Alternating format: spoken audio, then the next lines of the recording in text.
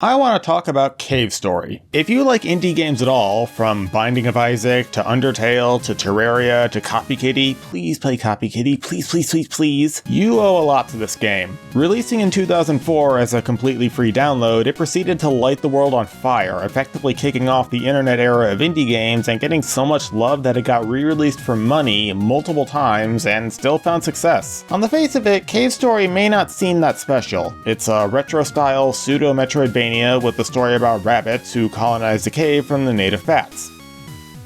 It's in the subtext. Heck, if you leave out any translation patch, the file size is less than a megabyte, which might look bad to people whose only experience with retro games is 100+ megabyte indies with pixel art styles. But there's a reason it became so big and is popularly regarded as the grandfather of indie games, and it's not just that its aesthetic is as old-fashioned as your grandpa's favorite shirt. Speaking personally, I don't know if Cave Story is my favorite indie game of all time, but it's definitely my favorite game of all time. Wait. In fact, I like it so much, you're never gonna believe this. I replayed it. Yes, that's a big deal for me. So, with the game's 20th anniversary upon us, I figured it was time to go back and experience the original freeware release for the first time and really dissect how this wound up changing the world. Change the world. My final message. Goodbye.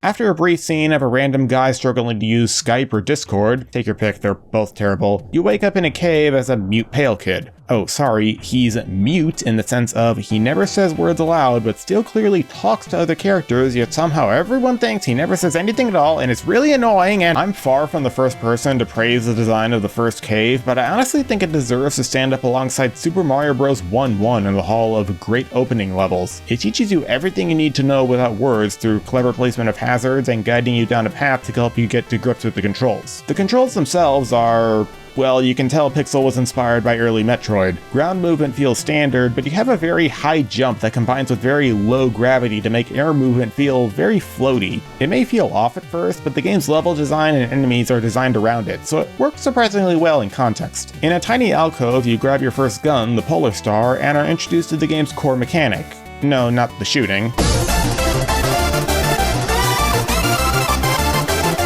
The experience meter. Enemies have the chance to drop little crystals that fill your weapon's meter, and if it fills, you level up and the weapon becomes stronger. The use of an RPG-esque mechanic in a game like this is interesting on its own, but instead of constantly getting more and more levels, you cap at level 3 with an extra bar acting as a buffer, because taking damage drains your bar and can cause you to level down. Honestly, I wasn't really a fan of this mechanic when I first played the game. My mindset was, I'm already taking damage, why are you doubling down on punishing me? But really, is doubling down that bad? Leveling down not only adds even more threat to anything that can hurt you, but also adds more value to enemies you might otherwise ignore or damage boost past. Several of the game's bosses spawn minions or destructible projectiles that make your power level feel more like a tug of war. It rewards you for engaging with more of the game. Of course, this is all moot for the moment, since it's possible you won't even get a level up until you leave the first cave by killing a door. Knock knock! Who's there?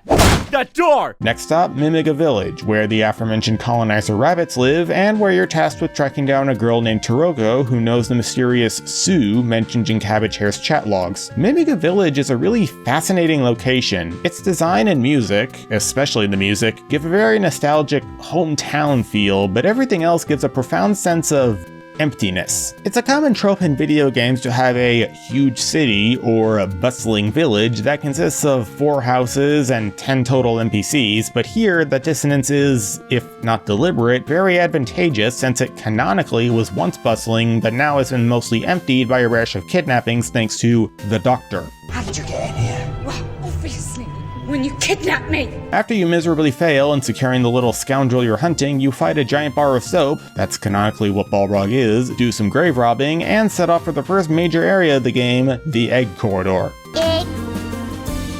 Every time I visit this area, I love it more. The cavernous background gives some cohesion with the previous areas, but compared to how naturalistic and bumpy those were, the egg corridor is very geometric and straightforward, as if it had been hollowed up by whatever scientist decided to hold the world's worst Easter egg hunt here. I'm only looking at the original release for this video, but I have to give a shout out to Cave Story 3D, where the corridor has a far darker and bluer color scheme, puts walls and windows in front of the cave background, and puts the eggs in giant tanks to really sell the mysterious science aesthetic. Anyway, this area is pretty linear, something we'll touch on later, but does require a bit of exploration and critical thinking by hiding a required item and terminal off the beaten path. It's also the first real platforming challenge outside of some low-stakes jumps in the village. The platforming is more claustrophobic than you might expect, involving snaking between platforms and supply crates while enemies chase after you. I do like the little blur enemy, what's it called? Basil? Oh yeah, nothing more threatening than an herb my grocery store keeps running out of. It serves the role of a bottomless pit or bed of spikes by instantly killing you, but the fact it constantly moves gives you a chance to save yourself if you miss a jump or you're looking for the aforementioned secrets. At the end, you fight a giant rabbit monster.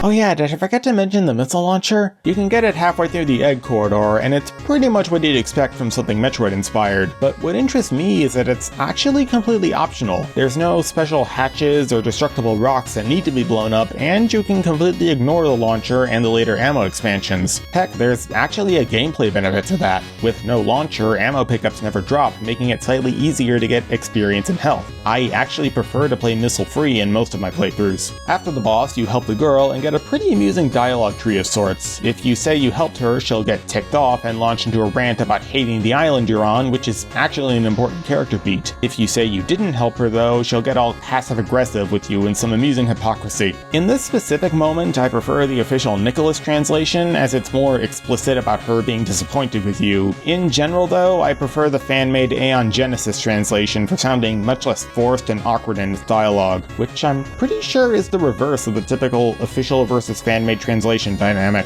After the cutscene, you cut back to the beginning of the corridor. One thing the game does really well is adding shortcuts to make going backward through an area easier, which is a godsend given Cave Story's very linear level design. Cave Story is often referred to as a Metroidvania, and it does feel like one in ways, what with the health pickups and upgrades you can find hidden around, but when you look at the big picture, it's not nearly as non-linear and explorative as you'd expect. You're ferried by the story to specific areas in a specific order, and you're only rarely required to revisit older areas. There's not really any way to sequence break here. If you're looking for a Metroid-like game, you'll probably be disappointed, but I honestly think this is a pretty good gateway for people who would like to sample that sort of gameplay but are intimidated by the idea of getting lost. To think a giant sciencey chicken coop would not only be the game's first big challenge, but a really good one as well. When Cave Story eventually gets in Smash Bros, it will, can this be the stage? After a quick trip back to the village, the girl, the mysterious Sue, asks you to find her brother as part of her plan to escape the island, and so you teleport to the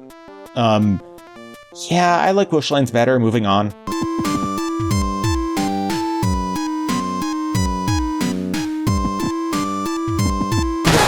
Here you're given your first proper alternate weapon, the Fireball. It does a good job feeling like a specialized trade-off, giving you higher DPS and easier use on hills at the cost of being easily dodged by flying enemies. And while we're talking weapons, I'll cut ahead to the other weapon you can get in this part of the game, the Bubbler, aka the Bubbleen, aka...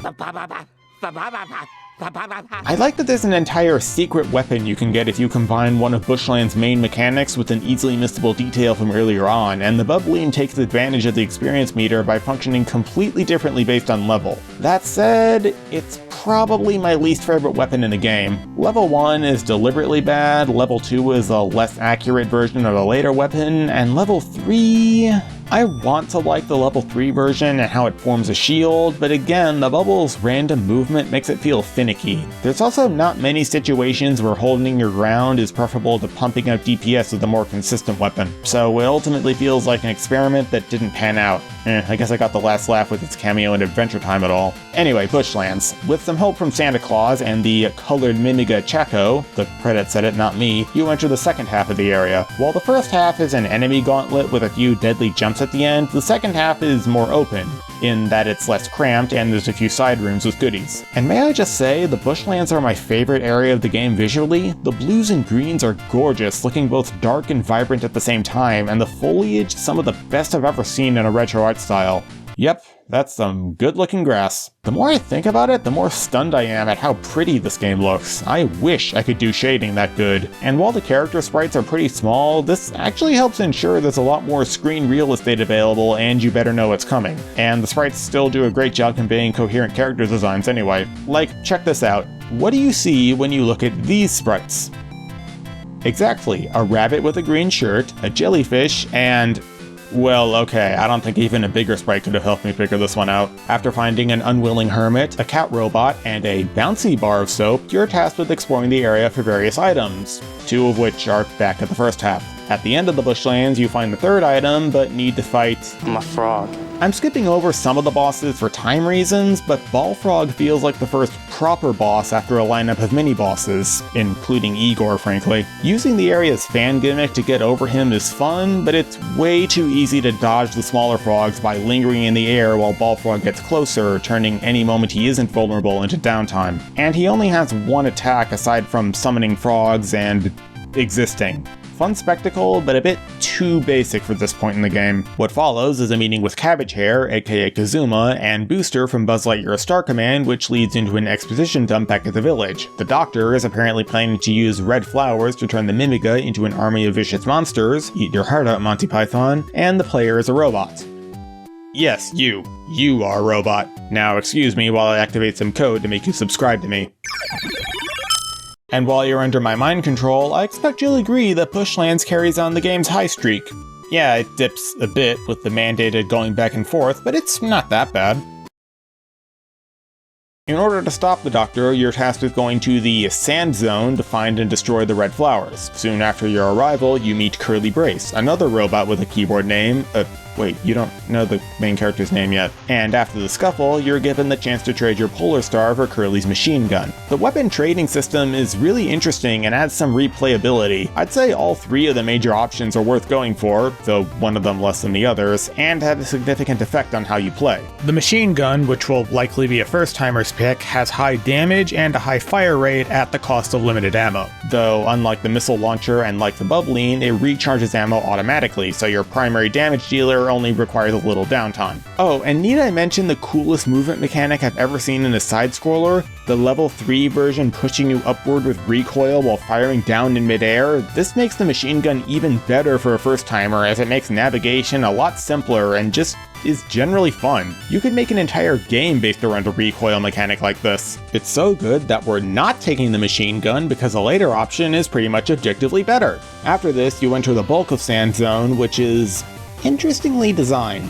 Like Bushlands, it's split into 2 main areas, but here they're more split paths, one of which is blocked until you complete the other and beat a shoddy Toho robot. That first path is basically Egg Corridor with more vertical movement, which is a great place to test the machine gun's recoil mechanic if the player discovers it, and a lot of destructible blocks to play around with. It's nice. The second path, on the other hand, is a lot more accurate to how a sandy cave filled with skeletons would feel. There's still a lot of vertical space, but whereas failing a jump in the first part just required you to dodge a deadly crocodile, here you're often required to walk back a distance to start from the first jump in the set. This is particularly bad in the large valley after the big drop, where the last platform in jumping distance is just a third of the way across. And need I mention the dogs?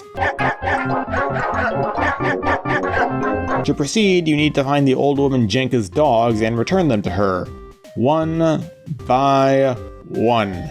And just for kicks, one of them is at the very end of the area, forcing you to walk there, backtrack, and walk back again immediately afterwards. Frankly, I'm shocked it took until the Switch version to just let you pick up all the dogs at once. This place is the Twilight Town of Cave Story. Not the cute Twilight Town, the annoying one. And just like in Twilight Town, both of them, it's time to subject adorable characters to traumatic crises. When you reach the storehouse and meet the Doctor for the first time, you're forced to watch King be fried. Get out of the way.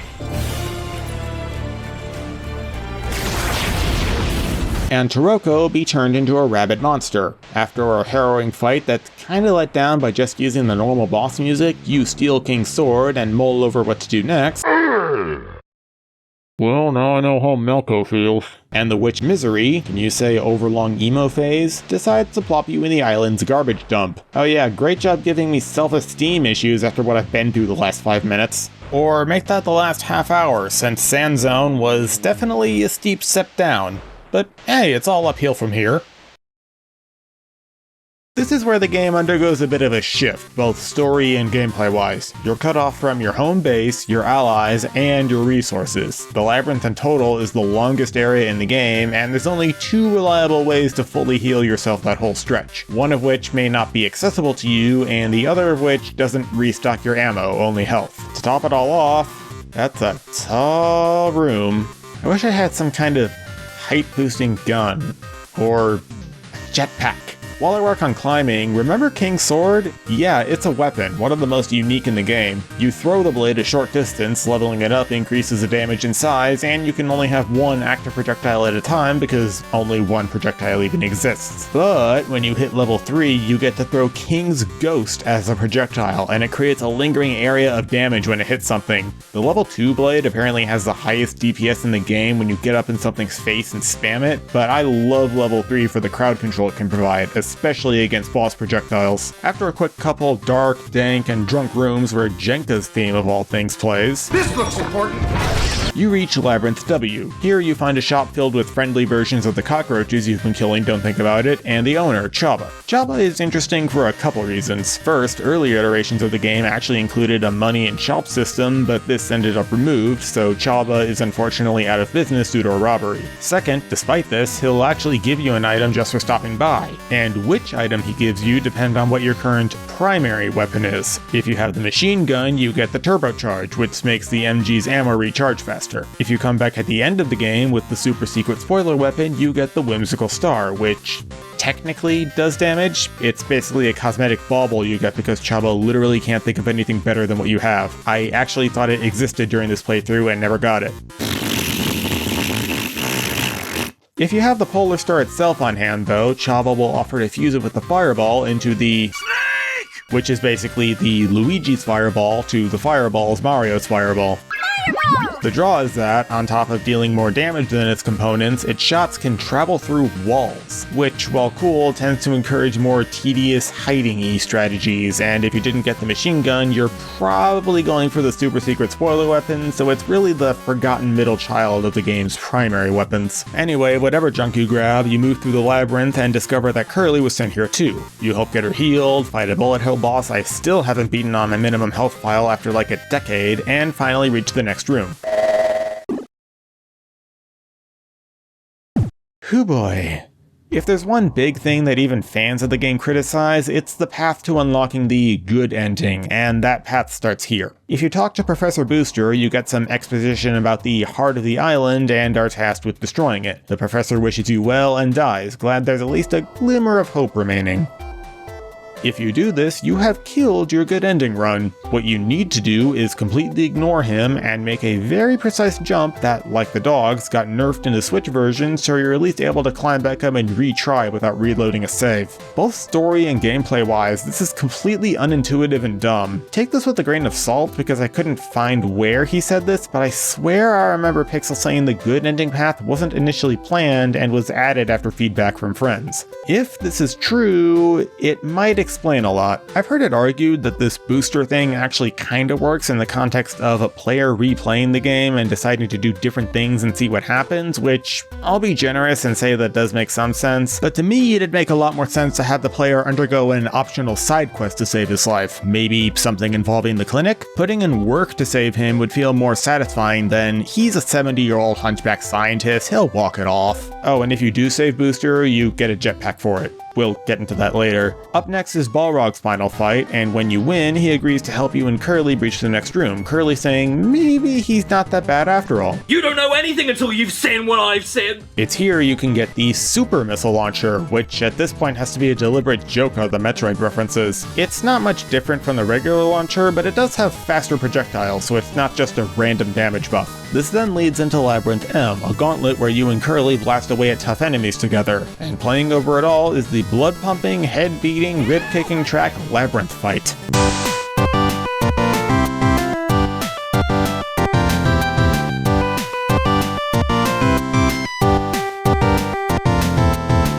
Story has probably my favorite retro soundtrack of all time. There's a good mix of atmospheric, nostalgic, exciting, and oppressive songs that fit their scenarios very well, mostly, and it sounds right at home in an 8-bit game without sounding like generic chiptunes or NES sound-alikes. Pixel actually programmed music creation software himself to make these tracks, and the format, Organia, has a very distinct sound to its instruments.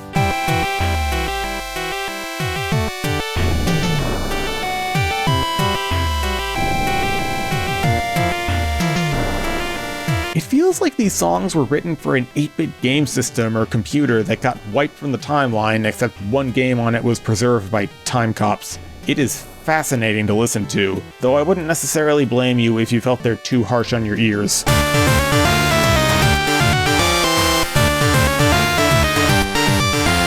After completing Labyrinth M, you find a mysterious high-tech chamber whose blues and grays stick out like a sore thumb from the labyrinth's browns, greens, and reds. You do have to plod through water for the first time, but it's over with quickly. And if you poke around, you can find a very soggy and probably useless rope hidden around. Remember my spiel about Booster earlier? Yeah, that rope is integral to the good ending route, and if you talk to Booster, you cannot obtain it. It just disappears. This is just completely illogical and arbitrary. Keeping Booster alive is necessary for another item later anyway, so why lock out the tow rope like this? Anyway, you then get a big climactic fight against the core of the island. What stinks is that it can be unnecessarily hard to hit between the baby cores blocking your shots and the fact it likes to slink backwards into the wall. After you win, the core is taken away to prevent the game from becoming Avengers Age of Ultron, and Curly gives up her air tank to save your life. From here on, you are no longer at risk of drowning, though the water controls are still an issue. And oh, looky! Coming up next is the perfect place to try it out, isn't that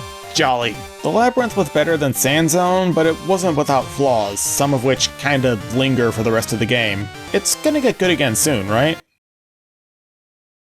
Stop that. For what it's worth, the waterway isn't just traipsing through water, it's also getting blown around by currents, which is kinda fun, but the amount of momentum you carry makes it easy to get thrown between different currents, which can get annoying. Oh, and if you saved Curly from the core room with the tow rope, there's another make or break jump on the menu. Oh, joy! It is a smaller jump to be fair, but it's deceptively stressful, no thanks to the water physics, and if you miss it, you need to restart to the beginning of the waterway for another try. And then in the cabin, you need to interact with the various items in the room to revive Curly, then take her with you and continue the area. And thank goodness the cabin has a save point because, well, it's not actually that hard, but the shoot 'em up boss at the end gives you a bonus item if you beat it without taking damage, and that's tougher than it sounds. In any case, you then wake up back in the Mimiga village, but something's wrong.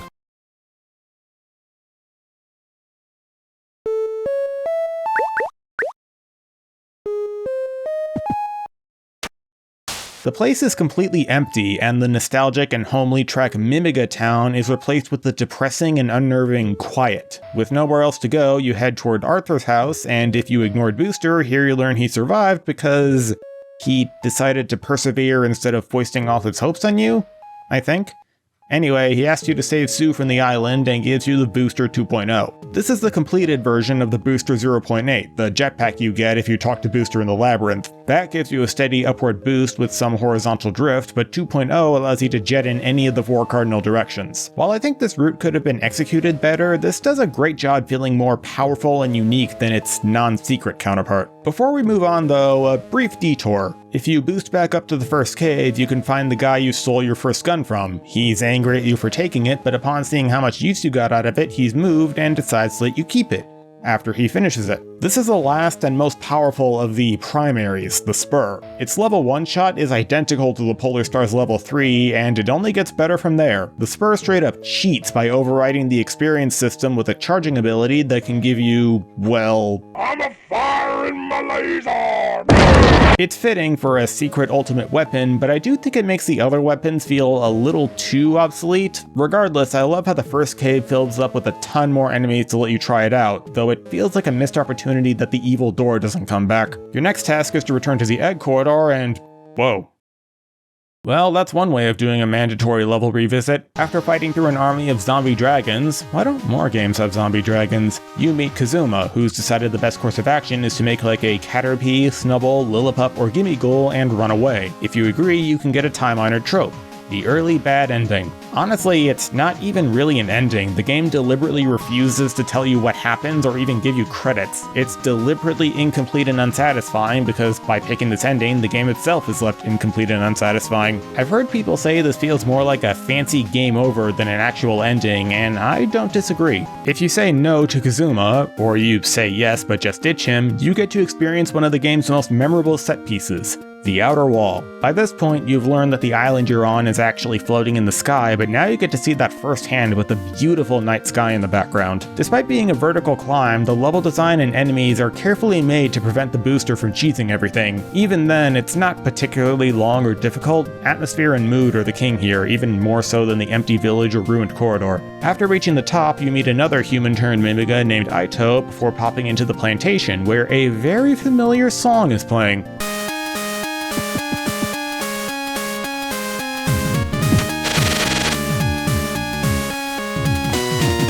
The use of the title theme at this late stage of the game is a masterstroke in blunt force leitmotif trauma. This bright, cheery, adventurous tune brings you back to the beginning, but stands in contrast to the off-putting scene of propagandized Mimiga literally harvesting their own doom while refusing to talk to you. Anyway, what do you do next? Meet a fisher rabbit, go find his fishing spot, grab a key, try to teleport out, get sent to jail, do not pass go, spend a minute reading an exposition letter, find Kazuma and Sue's mother, pretend to be a Mimiga, steal the sprinkler, grab Aito, and take a nap. Simple as that. How do you do, fellow webbits? The path to the endgame is open, but first we have a few loose ends to tie up. Hidden in the plantation is Curly, who lost her memory after getting separated from you in the waterway. To cure her, you need to feed her a sentient mushroom. How the hell does that even work? You then get another exposition dump revealing the history of Curly and the protagonist, whose name is Quote. Short version, they weren't like the other girls, robot soldiers, and were sent to destroy the demon crown that now allows the Doctor to do all his evil. You then receive the Iron Bond item, and finally you've unlocked the way to the good ending, though there's still a ways to go. The game has been on an uptick since its annoying middle, so here's hoping it'll stick the landing.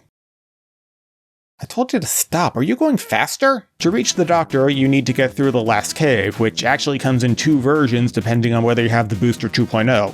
No, I'm not replaying the game to show off the normal version. The hidden variant, at any rate, requires some precise usage of the booster and even drops all your weapons to 0 experience, which mostly just makes the spur even more dominant, but whatever. On the other side, you reach the surface of the island, the bright and serene ruins belying what still remains for you. Upon reaching the castle, you kick off the final boss gauntlet, beginning with the long overdue and teased battle with Misery. Her difficulty mainly comes in being hard to hit between her small size, barriers, and teleporting ability. A bit weak for the context, but not boring. Next comes the equally anticipated battle with the Doctor. As imprisoned Mimiga, including a few you recognize, watch on, he unlocks the power of the red flowers to use on himself. After phase 1 that's basically Misery except grounded, we see how terrible an idea that was. The Muscle Doctor, while a quick fight, is very intimidating between his appearance, his aggression, and his insert synonym for song that starts with A. But he falls nevertheless, dissolving into red particles that look way too much like blood to be a coincidence. The Doctor is dead. And before Quote can destroy the core, Misery comes back with Sue as a hostage, which causes him to immediately back off.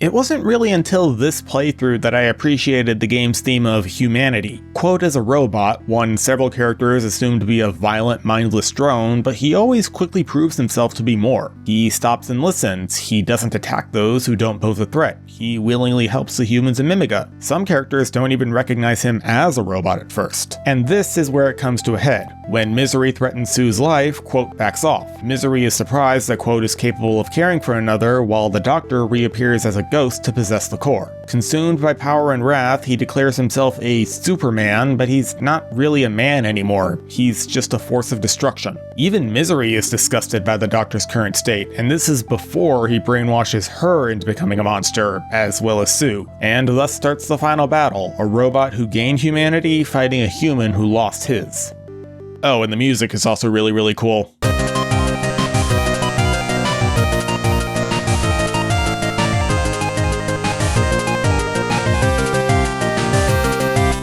The undead core is probably my favorite boss fight in the game. You're forced to split your attention between the core itself and the monstrous Sue and Misery, who will chase you down and spawn legions of enemies respectively. I particularly like that Misery's mooks only last a few seconds, making them a recurring danger but making it difficult to get as many item drops as you want. The core itself also has different attack patterns depending on which terrifying face is open, so you need to pay attention. The core isn't always active, giving some time to catch your breath, but Sue and Misery are still on your butt, and the core is only vulnerable when exposed, so it's a blessing and a curse. This fight evolves the original core battle into something more hectic and climactic while also stripping out the annoying parts. And when the core falls, so too does the island. You and Sue race to escape and...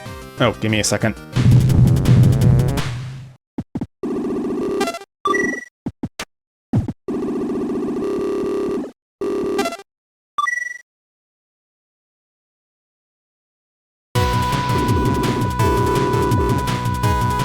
And you leap off to be caught by Kazuma, who gladly whisks the two of you back to the surface. Gotta say, I love the credit sequence. It combines a cast roll, boss and enemy rolls, a look back on the story, and a where are they now sequence, despite the game barely even needing credits. The attempt to turn Sue and Aito back into humans is particularly charming. And that's Cave Story. Sure, the island got destroyed, but...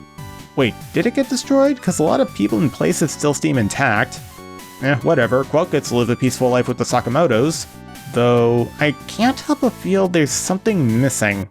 Ow! If you didn't go through that convoluted side quest, didn't save Curly, didn't get a weird psychic message after beating the core the first time, nothing really seems amiss. This feels like a perfectly complete and satisfying, albeit bittersweet, ending. But if you did do and get all that, well, buckle in. That hole in the prefab house leads to the Sacred Ground, aka Bloodstained Sanctuary, aka Hell, the most difficult level in the game. It combines tight boosting with an onslaught of enemies, projectiles, and other assorted hazards, with the small luxury of Curly being strapped to your back firing Nemesis shots. Ah, damn it, I forgot to talk about the Nemesis. Okay, if you bring a tiny man home, you can trade the blade for a lightning gun that deals more damage the lower your level is. Fun gimmick, but there's no justifiable reason gameplay, and especially story-wise, to give up the sword entrusted to you by a dying warrior for I will pluck your limbs from you one at a time like they're the petals of an itty-bitty flower. At the end, after fighting a giant version of one of those bootleg thwomps, you're led to the Seal Chamber, where waits the real final boss, Ballos. Oh?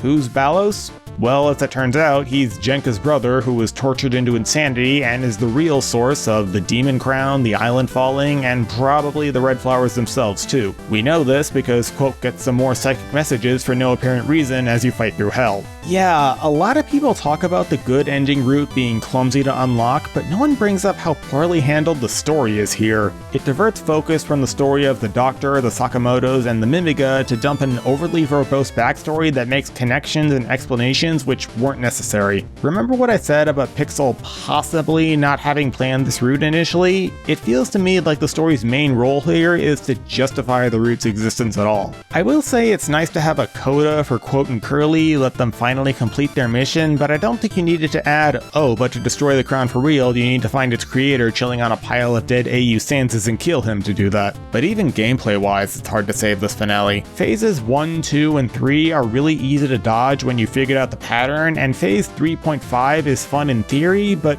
way too easy to cheese by just tanking damage in his eye, especially if you save the life pot from Jenka all this time. But in any case, killing Ballos causes the island to stop falling. It makes sense that his dark magic was making it fall, but the fact this is never brought up until now makes it still feel a bit shoehorned in, and Balrog saves the robots from getting crushed to death. The day is saved for real, and even more people get to live happily ever after. And while I have my issues with the story of the good ending route, I do like the ending itself as a counterpoint to the bittersweet normal ending.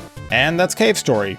For real. Maybe a bit unassuming, but there's genius in humility. The gameplay pulls off its admittedly slow-paced action very well, with a small but distinct set of weapons, an experience mechanic that rewards careful play with higher damage, and some really good level and boss design. Save for Sand Zone, of course. And Waterway. And the core. The story is pretty good, kicking off with a good amount of questions and pulling you along with a surprisingly grim story of war, death, exploitation, and the corruption of power, yet it still manages to end on a happy, hopeful note even in the normal ending.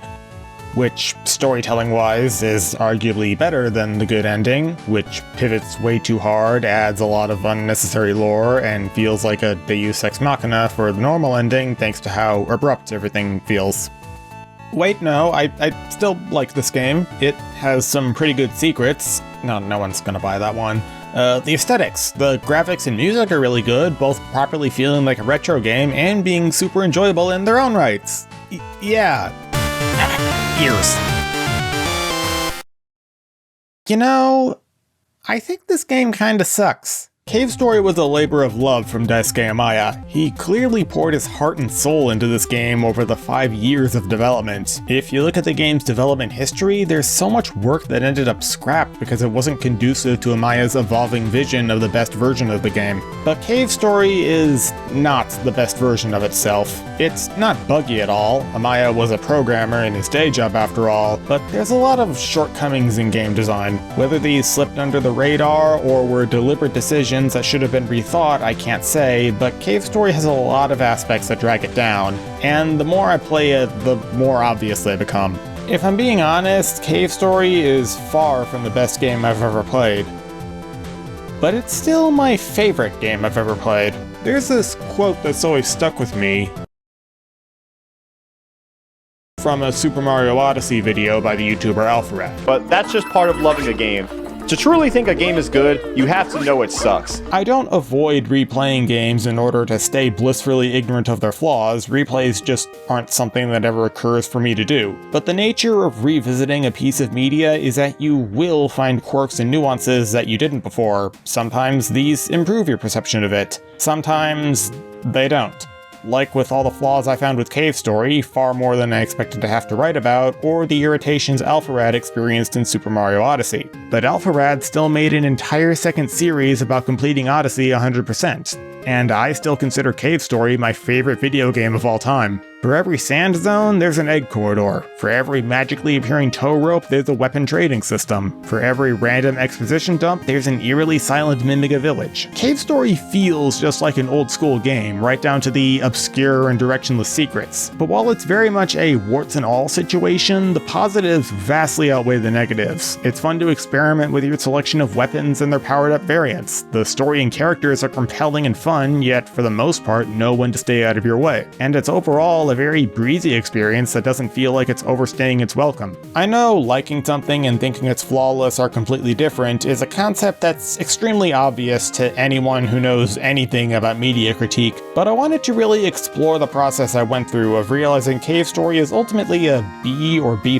game, yet I still like it more than any A+ game I could think of. In some ways, recognizing the flaws just makes me appreciate it more. They help me recognize by contrast why the good parts are so good, and help me formulate what I like or dislike in games and why. I have no trouble understanding how this game took off like it did. Admittedly, it being free probably played a part, but you can't give away something people aren't willing to take. And people took this game, and then paid for it, and then stopped paying for it because some of the money was going to Nicholas, and then paid for Pixel's next game, Hero Blaster, just to give him some money.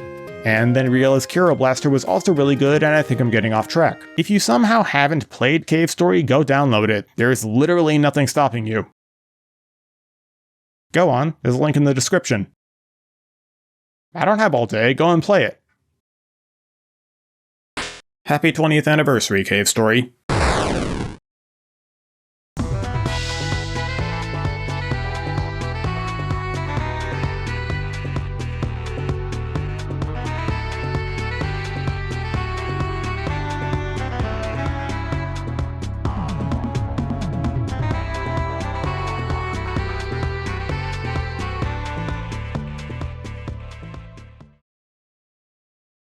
The Muscle Doctor, while a quick... Loki. Loki, now's not a good time. Loki, please. No, Loki, please. Thank you, thank you, thank you.